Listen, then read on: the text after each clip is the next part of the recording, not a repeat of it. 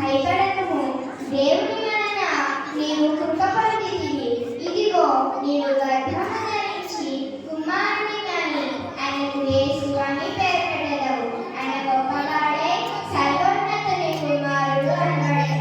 ప్రభువైన దేవుడు తన తండ్రి అయిన దావీదు సింహాసనమును ఆయనకు ఇచ్చెను. ఆయన యాకోబు వంశస్థులను యుగయుగములు ఏలెను. ఆయన రాజ్యము అంతమేనిదై ఉండెను.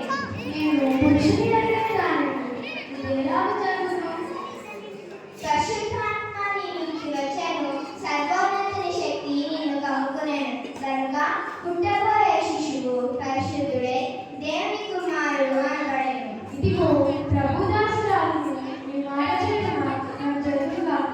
దేవుడు నిన్ను దీవించునుగాక.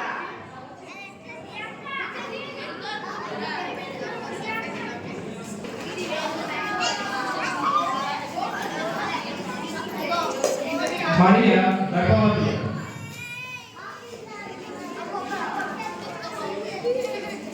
ఇది ఎలాగ జరుగును?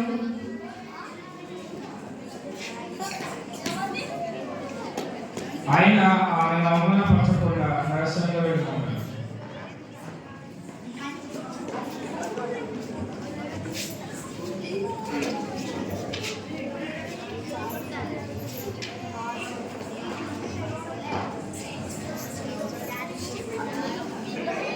దావీదు కుమారుడైన యోసేపు, నీ భార్య అయిన మరియను చేర్చుకున్నటకు భయపడకుము. ఆమె గర్భము ధరించినది, పరిశుద్ధాత్మ వలన కనినది. ఆమె ఒక కుమారుని కనెను. తన ప్రజలను వారి పాపముల నుండి ఆయనే రక్షించెను కనుక ఆయనకు యేసు అని పేరు పెట్టెదము.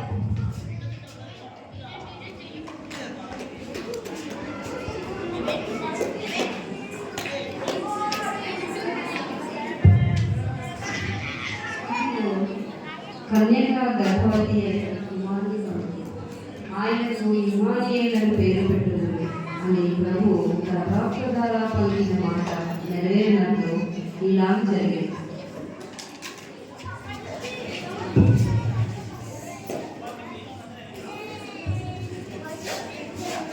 దూత చెప్పిన ప్రకారము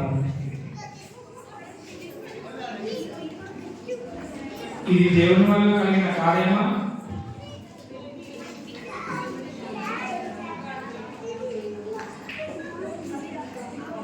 అయితే మరియను ఎలాగైనా చేర్చుకోవాలి.